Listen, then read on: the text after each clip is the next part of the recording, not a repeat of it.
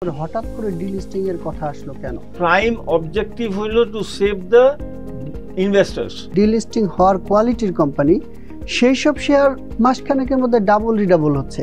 এইটাকে আমরা আসলে কিভাবে দেখছেন? ডিলিস্টিং এ যখন অ্যানাউন্সমেন্ট হয়, এরকম চিন্তা ভাবনা হয়, এই কথাটা যখন বাইরে ফ্ল্যাশ হয়, তখন কিন্তু এটার মধ্যে একটা গ্যামলিং মনোভাব আসে অথবা সাম ম্যানিপুলেটিভ হয়। টিভিএস মার্কেটসে স্বাগত জানাচ্ছি, আমি আনিসুর রহমান। আজ আমরা পুঁজিবাজারে বিভিন্ন বিষয় নিয়ে কথা বলবো। তার মধ্যে একটা বিষয় খুব আলোচনায় এসেছে, ডিলিস্টিং এর বিষয়। যেসব কোম্পানি দুর্বল বা যেসব কোম্পানি আসলে ফাংশন করতে পারছে না, সেসব কোম্পানিকে ডিলিস্টিং নিয়ে কথা হচ্ছে। নতুন করে মার্জিন রুলের একটা অ্যাপ্রুভাল এসেছে। এইসব বিষয় নিয়ে কথা বলতে আমাদের সাথে স্টুডিওতে হাজির হয়েছেন আহমেদ রশিদ লালী, যিনি ডিবি এর সাবেক সভাপতি ছিলেন। লালী ভাই, আপনাকে স্বাগত জানাচ্ছি টিভিএস মার্কেটসে। তাহলে ডিলিস্টিং নিয়েই শুরু করি। আসলে ডিলিস্টিং নিয়ে অনেক কথাবার্তা হচ্ছে, মাঝখানে এটার জন্য একটু শেকিও হয়েছিল, বিভিন্ন জায়গায় সমালোচনাও হচ্ছে।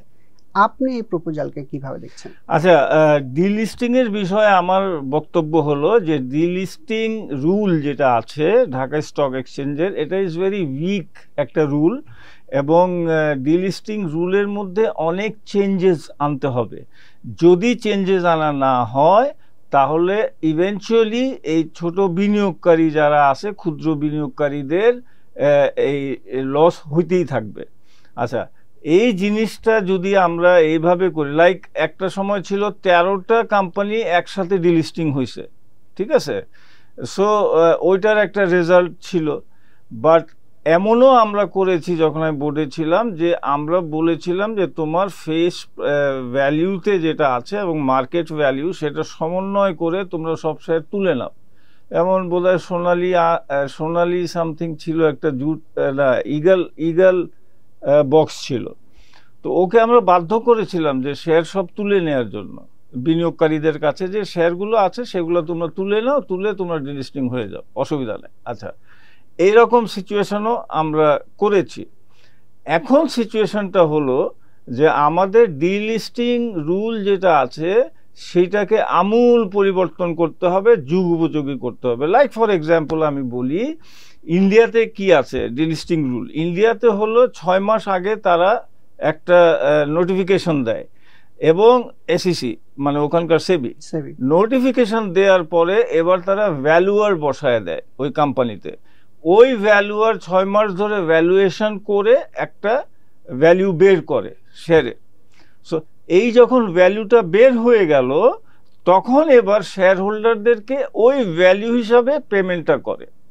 নাও this is one. And what is the punishment? যে কোম্পানিটা ডিলিস্টিং হচ্ছে, দ্য পানিশমেন্ট ইজ সেই কোম্পানির যত স্পন্সর ডাইরেক্টররা আছেন, উনারা সেবিতে আর কোনো ইস্যু অ্যাপ্লাই করতে পারবে না। আচ্ছা, অন্য কোনো কোম্পানিতে যদি সেই ব্যক্তিরা ডাইরেক্টর হিসাবে থাকেন, সেখান থেকে তাদেরকে পদচ্যুত করতে হবে, এই করে ফেলে।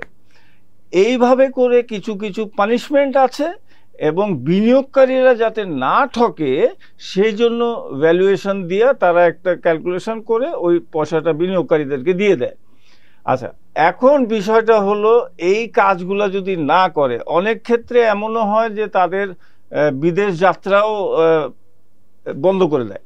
সো এই কাজগুলো যদি পানিশমেন্টের একটা ধারা যদি না থাকে, তাহলে তো আপনি কতখানি ডিলিস্টিং করলেই হবে, বিনিয়োগকারীরা মরতেই থাকবে, বিনিয়োগকারীদের তো এক পয়সাও পাচ্ছে না। আমরা ডিলিস্টিং এর কথাই বলি, যে আগের যে কমিশন ছিল তারাও কয়েকটা কোম্পানি ডিলিস্টিং করছে। বেক্সিমকো সিনথেটিক ছিল, নিলোয়ের একটা প্রতিষ্ঠান ছিল, বলা হয় যে সাবেক স্বরাষ্ট্রমন্ত্রীর একটা প্রতিষ্ঠান ছিল, সেগুলো ডিলিস্টিং। এইগুলো কি প্রপার ওয়েতে টাকা পয়সা পেয়েছে কিনা বিনিয়োগকারী? আপনাদের কাছে কোনো ধরনের অভিযোগ আছে? আমরা কিছু অভিযোগ পেয়েছিলাম। কোনো পয়সা পায় নাই কোনো শেয়ার হোল্ডাররা। এতে লাভ হয়েছে কোম্পানির, বিকজ ওনারা এখন একটা public limited company without listing হয়ে গেল, ওনারা তো জানে বেঁচে গেল। সো এইটা মূল্য কারা? বিনিয়োগকারীরা মূল্য। সো এখান থেকে আমাদেরকে বের হবার কথাই আমি বলছি, এবং সেই জন্য ডিলিস্টিং রেগুলেশনটা আমূল পরিবর্তন করতে হবে, নতুন করে ডিলিস্টিং রেগুলেশন বানাইতে হবে। এখন যে অবস্থায় আছে 4-5 পেজের ডিলিস্টিং রেগুলেশন, তা দিয়া হবে না। এটার সাথে যদি একটু বলি যে এখন নতুন করে হঠাৎ করে ডিলিস্টিং এর কথা আসলো কেন? যে মুহূর্তে আমরা আবার দেখছিলাম যে মানে যেসব কোম্পানি দুর্বল না বলতে পারি, যে বন্ধ কোম্পানি, সেই সব কোম্পানির শেয়ার 2 গুণ 3 গুণ হয়ে যাচ্ছে, এই সময় ডিলিস্টিং এর কথা আসছে। তারপরও আমরা যে বিনিয়োগকারীদের মধ্যে একটা ভাইব দেখছি, সেই শেয়ারগুলোর দর কিন্তু বাড়া বন্ধ হচ্ছে না।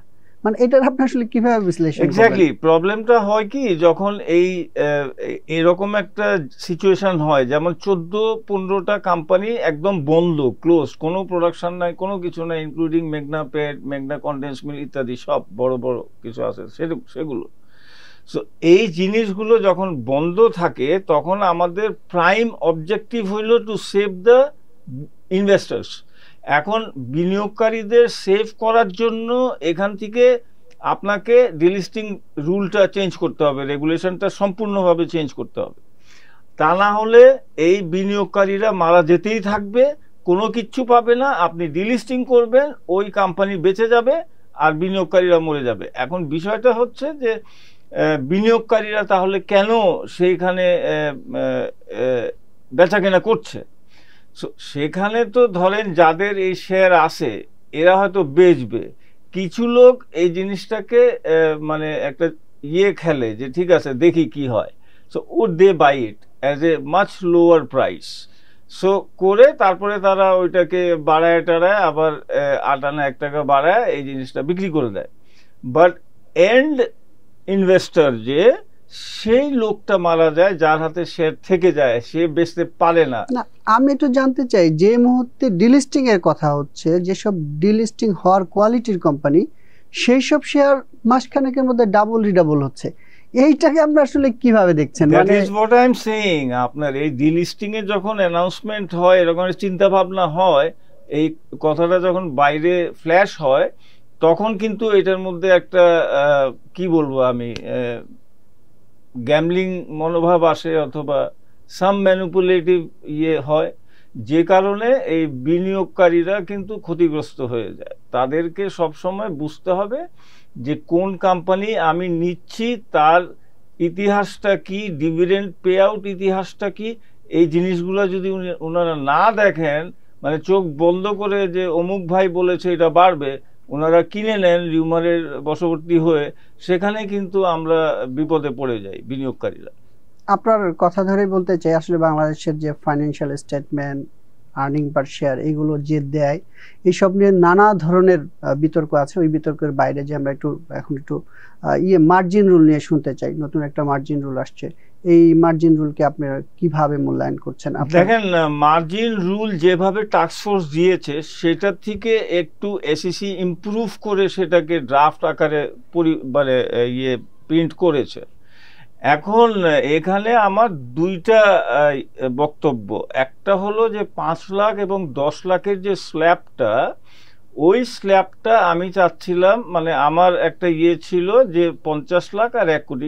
5 লাখ 10 লাখ সব বিনিয়োগকারীর কাছে আজকাল পোর্টফোলিও আছে, এবং 1 বছরের যে এমবার্গো আছে, সেটা 1 বছর এক্সপিরিয়েন্স আছে তাদের। বাট আমার কথা হলো, যদি এইটাকে মানে স্মল ইনভেস্টরদেরকে বাঁচাবার জন্য এইটাকে 50 আর 1 কোটি টাকা করা উচিত ছিল।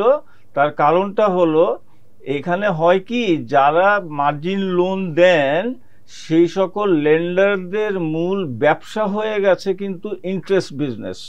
কিন্তু এটা হওয়া উচিত ছিল কমিশন বেসড, কিন্তু কমিশন বেসড না থেকে এটা ইন্টারেস্ট বিজনেস হয়ে গেছে। সো তারা এই ইন্টারেস্টটাকে ইনকাম বাড়াবার জন্য অনেক স্মল ইনভেস্টরদেরকে প্রলুব্ধ করে, আপনার কাছে 10 লাখ টাকার আছে, আমি আরো 10 লাখ টাকা দিচ্ছি, আপনি কিনেন, বেশি লাভ হবে। ওই যে একটা গ্রিড বিনিয়োগকারীদের, ওই গ্রিডের জন্য ওই ফাঁদে পাড়া দেয়।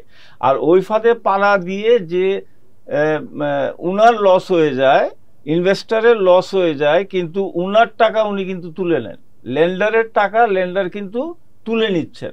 সো এই জিনিসটার থেকে পরিত্রাণ পাওয়ার জন্য এসইসি, আগে রুলটা ছিল বাট এখন একটু কঠিনভাবে তারা করার চেষ্টা করছে এসইসি, সেটা হলো যে আপনি ফোর্স সেল করার আগে, যখনই আপনার ইকুইটিটা মাইনাসের দিকে যাবে, তখন আপনারা তাকে বলবেন, নোটিশ দিবেন যে ভাই তোমার ইকুইটি কমে গেছে, তুমি ইমিডিয়েটলি ফার্দার হয় টাকা দাও, নাহলে শেয়ার দাও, জমা করো। তো এরকম 3টা নোটিশের প্রবিধান আছে, যেটা আগের রেগুলেশনেও ছিল, কিন্তু কেউ মানতো না সেগুলা, কারণ লেন্ডাররা সব আগে ভাগেই সই করায় রাখতো, ইউসি। সো এটা কেউ মানতো না। এখন যেটা হচ্ছে সেটা হলো যে যখন এইটা তো 3টা নোটিশ দিলেন, যদি উনি না করেন, রেসপন্স করেন, তখন হবে কি, আপনি ফোর্স সেলে যাবেন। You can go in force sale, but force সেলে যাবার 7 দিন আগে ফাইনাল নোটিশ দিতে হবে যে আমি ফোর্স সেলে যাচ্ছি, এটা জানাইতে হবে তাকে, বিনিয়োগকারীকে। এটা এখন নতুন একটা আসলো। সো আমার কাছে কেন মনে হয় যে এইটা মন্দের ভালো একটা এসইসি যে এটা করেছে, সেটা মন্দের ভালো। অনেকের এটা আবার মানে বিরোধিতা করছেন। এটার একটা জিনিস যদি আমি একটু বলি, মানে আমরা ওই যে মার্জিন রুলের ক্ষেত্রে যেটা করি, আমাদের প্রচুর নেগেটিভ ইকুইটি হয়ে গেছে, আজে বাজে শেয়ার, বিভিন্ন কারণে 2010-এর যে মার্কেট ফলের পর। এই জায়গায় কি আপনার মনে হয় কোনো মেজার্স নেওয়া হয়েছে যে এই যে একটা ফোর্স সেল পিরিয়ড আছে, তাছাড়া যে আপনি কোন স্টকে বিনিয়োগ করতে পারবেন, কোন স্টকে বিনিয়োগে আপনি মার্জিন রুল দিবেন? আপনি কি মানে যে কোনো ক্যাটাগরি, যে কোনো ফান্ডামেন্টাল শেয়ারে দিবেন, না ব্লু চিপ বলতে রিয়েল ব্লু চিপে আপনি মার্জিন রুল দিবেন? এটার কোনো কিছু পেয়েছেন আপনি যে আসলে এটাকে টাইট করা হচ্ছে? হ্যাঁ, যেটা আগে ছিল 40 পির উপরে মার্জিন লোন দিতে পারবেন না, সেটা এখন করেছে 30 পির উপরে দিতে পারবেন না। 30 কি আপনার কাছে অনেক মনে হয় না? 30 পি নিচে আপনাকে দিতে হবে। You see what happens is, মানে পৃথিবীর সকল দেশের এসইসি একটা রুল করে। দ্যাট ডাজ নট মিন যে প্রত্যেককে আপনি এই রুলের আন্ডারে আপনি লোন দেন। It depends on the lender, যে আপনাকে লোন দিচ্ছে তার উপরে ডিপেন্ড করে। এবং এইটা কিন্তু একটা শাস্তির প্রবিধান থাকা উচিত। তার কারণটা হলো যে আমি প্রলুব্ধ যাতে না করতে পারি কোনো বিনিয়োগকারীকে। সো এই জিনিসটা খুব শক্তভাবে দেখতে হবে। তার কারণটা হলো যে এসইসি কিন্তু বলে দিচ্ছে না যে এই রুলের আন্ডারে যারে তারে আপনি দেন। এইটার অ্যাসেসমেন্ট করতে হবে, যে ইনস্টিটিউশন লোন দিচ্ছে তাকে একটা অ্যাসেসমেন্ট করতে হবে, এবং সেই অ্যাসেসমেন্টটার মধ্যে লোন নিতে সে পারবে কিনা, কিংবা সে লোন নেওয়ার উপযুক্ত কিনা, সেই জিনিসটা কিন্তু অ্যাসেসমেন্টের মধ্যে থাকতে হবে। সো যে অফিসারটা সেই অ্যাসেসমেন্ট করছে সে ভুল করলো কিনা, সেটা একটা শাস্তির প্রবিধান থাকা উচিত। বিকজ এসইসি তো একটা পলিসি করে ছেড়ে দিল, এসইসি ইজ নট সেইং যে উনাকে দেন, উনাকে দেন, উনাকে, no no no, this is a policy world wide. এটা এসইসি কিন্তু পলিসি করে ছেড়ে দেয় 1:1, 1:50, এবং নিউ ইয়র্কে যেটা আমরা দেখেছি 1:50, সেটা কিন্তু 40 বছর ধরে, 50 বছর ধরে এই একই জিনিস, কোনো চেঞ্জ হয় নাই, একই জিনিস কিন্তু আছে 1:50। এখানে কোনো আর বাড়ানো কমানো হয় নাই। আমাদের এখানে যেটা আমরা দেখি, অনেক আগের এসইসিকেও দেখেছি যে এটা বাড়ায় কমায়, বাড়ায় কমায়, একটু টেনে ধরে, আবার মার্কেট করতে গেলে একটু লুজ করে দেয়। অ্যাবসলিউটলি। সো এই জিনিসটা কিন্তু থাকা উচিত না। এই যে আপনি বলছিলেন যে মানে আসলে আমাদের মার্জিন রুলটা হচ্ছে ইন্টারেস্ট বেসড একটা বিজনেসে দাঁড়াইছে, সেই জায়গায় আসলে প্রতিষ্ঠান কতটা করবে, প্রতিষ্ঠান তার নিজের স্বার্থ দেখবে, অনেক ধরনের স্বার্থ আছে এই জায়গা। হয়তো বা কোনো একটা স্টক নিয়ে প্লে করছে, ওই স্টকেতে আপনার মার্জিন রুল করে দিয়ে আপনার লোন দিলেন, এটাতে কেনাকাটা করলেন, দাম বাড়া যাবে, অনেক ধরনের মেকানিজম। আমরা একটু বাজারে আসি, বাজার পরিস্থিতি কেমন দেখছেন? দেখেন, বাজার পরিস্থিতি এখন যেটা আছে সেটা হলো যে মোটামুটি একটা ফান্ড রোল করছে বাজারে, ফ্রেশ ফান্ড রোল করছে, এবং আগে যে ফান্ডসগুলো ছিল সেগুলো একটু ক্রসিং করছে, কিংবা সেল করে, লসে সেল করে নতুন শেয়ারে ঢুকছে, এই জিনিসটা হচ্ছে, উইচ ইজ গুড। কিন্তু ফ্রেশ বিও অ্যাকাউন্টস যেগুলো, সেগুলো আসছে না এই কারণে যে আপনার ফ্রেশ আইপিও যদি আসতো, যেটা 2 বছর ধরে আমরা দেখতে পাচ্ছি না কোনো ফ্রেশ আইপিও আসতে।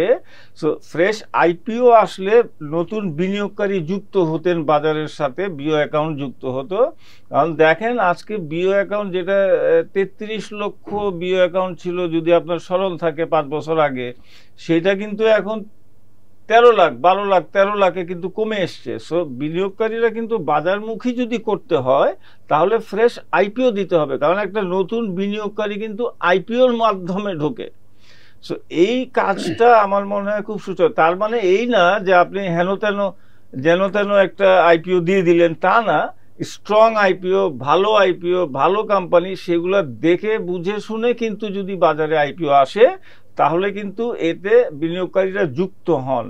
লালি ভাই, যে ভালো আইপিও, ভালো কোম্পানি, বাজারে ভালো ভালো যেগুলো, এই ভালোর তো আসলে কোনো শেষ দেখছি না। মানে ভালো কোম্পানি যদি আমরা যেগুলোকে বলি, ওগুলো শেয়ার এই 1000 পয়েন্টের উত্থানে ওগুলো শেয়ারের দাম বেড়েছে 5%, 10%। যাদেরকে আমরা বলি ডাম্প, এগুলো কিছুই না, এগুলোর বাড়ছে 200-300%। বাজার আসলে বিনিয়োগকারীদের কি মেসেজ দেয়? মেসেজ কি দেয় যে ভালো কোম্পানি কেনার? মানে মানুষজন আসলে করবে কি? মানুষজন প্রফিট করতে আসে, তো করবেটা কি? দেখেন, একটা জিনিস আমাদের বাজারে যেটা বুঝতে হবে, সেটা হলো যে আমাদের 80% ইনভেস্টররা কিন্তু হয়ে গেছে ট্রেডার। তারা ডে ট্রেডিং করে, ঠিক আছে? আজকে কিনলো, 3 দিন পরে বিক্রি করে দিল। এই যে একটা আসছে, একটা অভ্যাসে পরিণত হয়েছে, সেইটা কিন্তু ক্ষতিকর। আপনার মাত্র 20% আমাদের ইনভেস্টর যারা আছে, তারা ইনভেস্টমেন্ট করে for 1 year, 6 months, 5 years, 10 years. So এই জিনিসটা যদি আপনি ইনভেস্টমেন্টের দিকে না নিয়ে যেতে পারেন বিনিয়োগকারীদেরকে, তো এই জিনিসটা কিন্তু মানে বাজারে রিয়েল ইনভেস্টর যে, সেটা পাবেন না। সো আমরা 80% ইনভেস্টররাই চাই যে আজকে কিনলে 3 দিন পরে 2 টাকা বেশি দামে বিক্রি করতে পারি, এরকম একটা মনোভাব কিন্তু আমাদের বিনিয়োগকারীদের মাঝে আছে। সেইটাকে চেঞ্জ করে একটা রিয়েল ইনভেস্টর আমাদেরকে ট্রেন আপ করতে হবে, যারা 1 মাস 6 মাস মিনিমাম রাখে। এই যে ট্রেন আপের কথা বলছি, আমরা দেখছি 1000 কোটি টাকার পোর্টফোলিও, মানে পেইড আপ ক্যাপিটালের কোম্পানি, তার লেনদেন যদি আমরা ভ্যালুয়েশন দিয়ে দেখি যে সে হয়তো বা 100তম। আবার হচ্ছে 25 কোটি টাকা, 20 কোটি টাকার পেইড আপ ক্যাপিটাল, সে দেখা যায় দিনে 50 কোটি টাকা ট্রেড ভলিউম নিয়ে সে টপ ট্রেডার রয়েছে। তো এইসব আসলে মেসেজ যে শুধু স্মল বিনিয়োগকারীরা দিচ্ছে, বিষয়টা বোধহয় এরকমও না। যারা বড় বিনিয়োগকারী তারা এই জায়গায় কোনোভাবে ইনভলভ হচ্ছে, ইনভলভ না হলে এত বড় ট্রানজ্যাকশন হওয়ার কথা না। এই জায়গা রেগুলেটরি, সেটা প্রাইমারি হোক আর সেকেন্ডারি রেগুলেটরি আসলে কিছু করার আছে কিনা? মানে বিনিয়োগকারীদের কোনো বার্তা দিতে পারে কিনা যে না, তোমাকে এখানে স্টপ হইতে হবে, তোমাকে ইনভেস্টমেন্ট যখন লসে যায় তখন তো যেহেতু তাদের উপর দায় পড়ে, এখন কি করতে পারে তারা? আচ্ছা দেখেন, বিষয়টা হচ্ছে, একটা এক্সাম্পল দিই। সেটা হলো যে একটা কোম্পানি যেটা ডিলিস্টিং হয়ে গেছে, কাশেম সিল্ক, সেখান থেকে ঢাকা স্টক এক্সচেঞ্জ থেকে সেখানে একটা ইনভেস্টিগেশনে গেল যে এইটা এত বেড়ে যাচ্ছে, কারণ কি? কোম্পানিতে গেল, কোম্পানিতে গিয়ে যে অবস্থা দেখলো যে ওই মাঠের মধ্যে গরু ঘাস খাচ্ছে, আর কোনো সাইনবোর্ড নাই, কোনো কিছু নাই। সো এইটা নেক্সট ডে আমরা নিউজ দিলাম যে ভাই কাশেম সিল্কের এই অবস্থা। দেখা গেল নিউজ দেওয়ার পরে আরো বেড়ে গেল। বিষয়টা হচ্ছে, দেখেন, কিছু কিছু রেসপন্সিবিলিটি কিন্তু আমাদের ইনভেস্টরদেরকেও নিতে হবে। লাইক ফর এক্সাম্পল, অমুক ভাই বলে দিছে, সেখানে একটা রিউমার বেসড যে মার্কেটে থাকে সব সময়, যেটা এখন এসইসি এবং ডিএসসি খুব শক্তভাবে দেখছে, যে ওয়েবসাইটে যারা এইসব রিউমার্স ছড়ায়, এইটা এত টাকা হবে, ওইটা, এখন তারা খুব কঠিন একটা সিদ্ধান্তে আসতেছে ডিএসসি এবং এসইসি। সো কাজেই this is a very good thing. কারণ হলো যে এই রিউমারটার জন্য কিন্তু যে কথাগুলো আমরা আলোচনা করছি, যে যে বিনিয়োগকারীরা এই সকল কোম্পানিতে কেন ইন্টারেস্ট দেখায়, তো this is one of the reason, যে রিউমার্সের বশবর্তী হয়ে যে হোয়াটসঅ্যাপ, ফেসবুকে আমরা দেখি যে এটা কিনলে এত হয়ে যাবে, ওইটা কিনলে এত হয়ে যাবে, এই জিনিসগুলো কিন্তু উদ্বুদ্ধ করে। লাস্ট কোশ্চেন, এই অবস্থায় বিনিয়োগকারীদের তাদের বিনিয়োগের কোনো পরামর্শ দিবেন? টিপিক্যাল কোনো পরামর্শ দিবেন না, যেটা ওই যে ভালো ফান্ডামেন্টাল দেখে, আপনি টেকনিক্যালি কোনো পরামর্শ দিতে চান কিনা? দেখেন, পরামর্শ খুব সিম্পল, যেটা সবসময় বলি, আজকে আবার একটু বলি। সেটা হলো যে ডিভিডেন্ড হিস্ট্রি দেখতে হবে, একটা কোম্পানির ডিভিডেন্ড হিস্ট্রি কি আছে তাদের, এবং তাদের কোনো ফিউচারিস্টিক কোনো প্ল্যান আছে কিনা এক্সপ্যান্ড করার, কিংবা নতুন একটা লাগানো, হ্যাঁ, প্লান্ট লাগানো, সেগুলো কিন্তু দেখতে হবে। এবং এগুলো দেখা যদিও খুব কষ্টকর, বলাটা খুব সহজ, যে আমি বলে দিচ্ছি বিনিয়োগকারীদের দেখা উচিত, কিন্তু এগুলা সব সময় কিন্তু ইনফরমেশন পাওয়া যায় না বিনিয়োগকারীরা, এবং সব সময় বিনিয়োগকারীরা সেটা দেখতেও পারেন না। হ্যাঁ, দেখার সুযোগও নাই। সো আমার কাছে যেটা মনে হয় যে সিম্পল একটা জিনিস যে ভালো কোম্পানিতে থাকাটাই সবচেয়ে বেস্ট। যদিও ভালো কোম্পানিতে প্রফিট কম, তাড়াতাড়ি প্রফিট হয় না, তো সেই কোম্পানি ইজ বেটার। কেন বেটার বলি, আজকে আমি একটা কোম্পানি কিনলাম, যেটা আমরা আলোচনা করলাম, যে কোম্পানি বন্ধ হয়তো কিনলাম, রিমার হইলো 2 টাকা বেড়ে গেল, আমি খুব খুশি হলাম। কিন্তু যখন 5 টাকা কমে যায় তখন কিন্তু পুরা পুঁজি নিয়ে টান দেয়। কিন্তু ভালো কোম্পানি যদি আপনি কিনেন তাহলে কিন্তু আপনার পুঁজি যাবে না, অন্তত 5-7 টাকা প্লাস মাইনাস হইতে পারে। তো সেই জন্য আমি বিনিয়োগকারীদের উদ্দেশ্যে বলবো যে একটা ভালো ব্লুচিপ কোম্পানিতে, বেশি দামের কোম্পানিতে আপনি যদি 2 টাকা দিয়ে 5 টাকা দিয়ে শেয়ার কিনতে চান সেটা কিনিয়েন না। আপনারা একটা বেটার কোম্পানি, সেটার দাম একটু বেশি হতে পারে, আপনি 100 শেয়ারের জায়গায় 10টা শেয়ার কিনেন একটু বেশি দাম দিয়ে, কিন্তু সেটা আপনাকে কোনোদিন ক্ষতি দেবে না, কোনোদিন লস হবে না। আপনাকে অসংখ্য ধন্যবাদ লালি ভাই। ধন্যবাদ। আমরা কথা বলছিলাম লালি ভাইয়ের সাথে। লালি ভাই বিনিয়োগকারীদের অনেক ধরনের পরামর্শ দিচ্ছিলেন যে আসলে কোন কোন শেয়ার কেনা উচিত, কিন্তু আমরা আমাদের যে অতীত হিস্ট্রি বলছে যে আসলে মানে আমরা ওই সব নিয়ম নীতি মানি না শেয়ার কেনার ক্ষেত্রে। আমরা নিজেরা খুব ডেসপারেট অথবা কানে শুনে, কারো কাছ থেকে শুনে টুনে বিভিন্নভাবে বিনিয়োগ করি। এই বিনিয়োগ থেকে আমাদেরকে নিজেদের একটু সংযত রাখতে হবে পুঁজিকে বাঁচাতে হলে। পরবর্তী টিভিএস মার্কেট দেখার জন্য আমন্ত্রণ রইল।